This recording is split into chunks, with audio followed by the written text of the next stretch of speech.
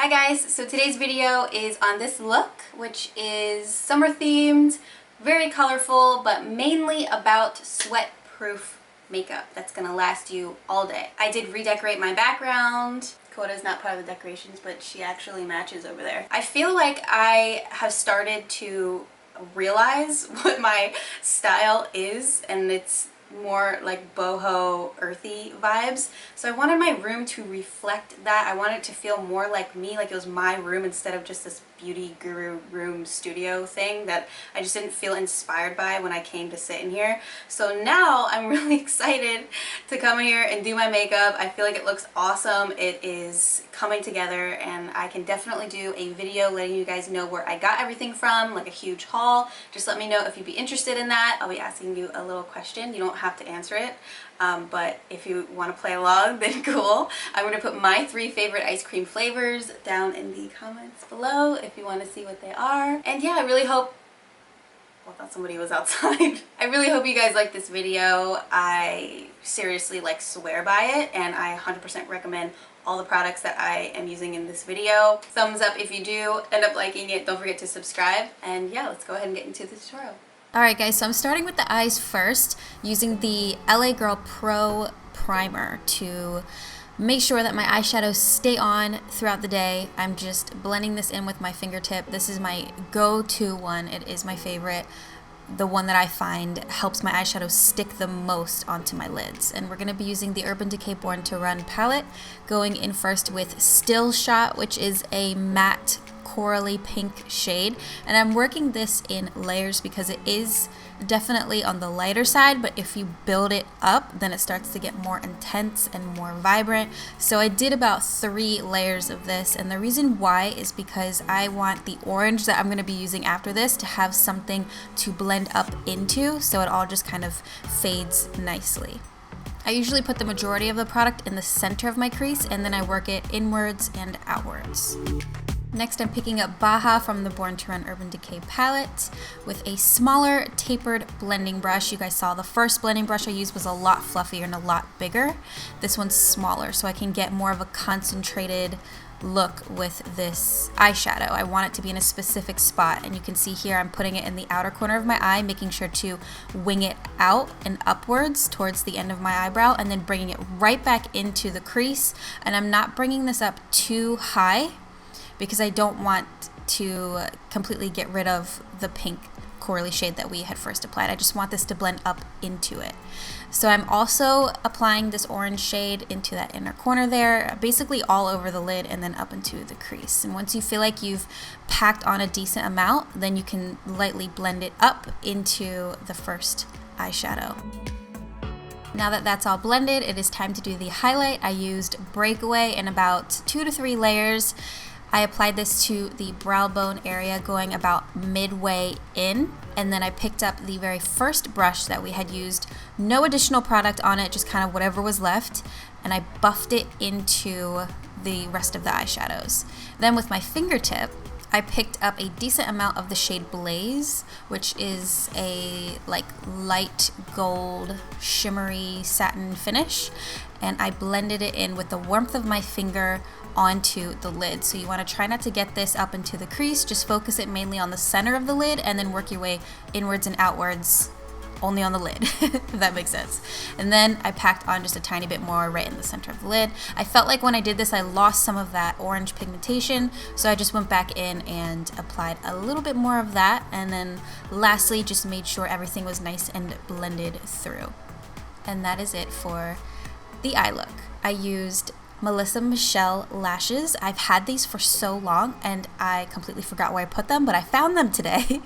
So I decided to wear them. No eyeliner. We just went in with a little bit of Honest Beauty mascara. I did use the primer side first, which is something I definitely recommend. Primer first, then mascara if you want your mascara to last longer throughout the day. Also, a tip for lashes, if you want them to stay on and not come off. Apply one coat, wait about 20 seconds, and then apply another coat right on top of that first coat. Wait maybe 15 seconds and then put it onto your eye, and I guarantee you they will not pop off. I've done this so many times and it always works. And for that, I used the Kiss Lash Adhesive, just the brush on clear one. For the face, I started with a serum. I always do this. I'll go and wash my face and then immediately come in here into my little room, my newly decorated room, and apply a serum. This is the Hangover Good in Bed Ultra Replenishing Hydrating Serum from Too Faced. Second time I've used this, and I gotta say, I really love it. I feel like my skin is so moisturized after I use it. And then I also went in with the Too Faced Good to Go Skin Protecting SPF 25 moisturizer. Also, I've been loving this as well. The trio is amazing. Like if you go in with the serum, then the moisturizer, and then the primer, honestly, like they work so well together. But for today, I wanted to use this new Fenty Beauty primer because damn, like my foundation stays on so well when I use this. So it's called the Pro Filter Mattifying Primer. And so I have combination to oily skin, guys, and I gotta say that this one just keeps my oil in check. Oh, also forgot to mention, it is oil free, which is so huge for me. I'm really big into oil free products so that they don't break me out, because oils will like sit in my pores and oh my gosh, just not a good time. Sometimes mattifying primers can make you feel really tight and dry, but this one definitely does not. And it also makes the skin look really smooth too, so I love it. Clinique Beyond Perfecting Foundation and Concealer in 6.5 Buttermilk. I just dotted on my nose and any spots that are really red or really raised, and I blended that in with my e.l.f. Not the highlighting sponge. This is, I think, the Total Face sponge. Love it, so cheap. Make sure also when you are getting the blender wet that you're like really soaking up a lot of water, because for me I feel like that helps the foundation to blend in better. So definitely don't use a dry blending sponge. It's not going to be cute. That Clinique foundation is also oil free, but I always do that first just to make sure that things are going to be covered. I used the oil free It Cosmetics CC cream as my foundation today, which I've really been loving for summertime because again it keeps my oils at bay, but I still feel pretty hydrated with it. Using the Born This Way multi-use sculpting concealer. This is in nude, I believe, and I just put this under my eyes. I try not to bring it too far out though, just right directly under the eye area, a little on the nose, chin, cupid's bow, and forehead, and then I mix it with this Fenty Beauty concealer in, I think it's either 210 or 220. I'll write it down below in the description box. I do always like to do two different concealers, one that's going to be a little bit darker to hide under eye circles, and then one that's lighter to help brighten the under eye area. So you guys can see as I'm blending this out, again, I'm making sure to keep this right in that inner corner area on the sides of my nose and just directly under the eye. I will even bring this down around the sides of my nose, on my smile lines and chin. So basically keeping this in the center of the face. To set it in place, I do a mixture of the Too Faced Peach Perfect Mattifying Powder and the Laura Mercier Loose Translucent Powder. The reason why is because one is more yellow and the other one is more pink. So I feel like when you mix them together, it becomes more of a neutral tone, which matches my skin tone better. And I really like the combination of the two. You get a nice, soft, smooth finish, and it keeps my oils at bay for the entire day. As soon as I am done with that, I will spray my face with the Honest Beauty setting spray.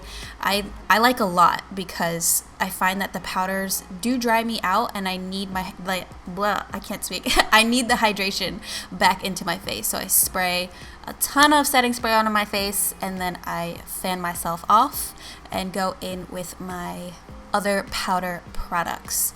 So first, I'm using a mixture of Hoola Light and the original Hoola bronzer from Benefit, applying that literally right to my cheekbones and just making sure it is nice and blended out.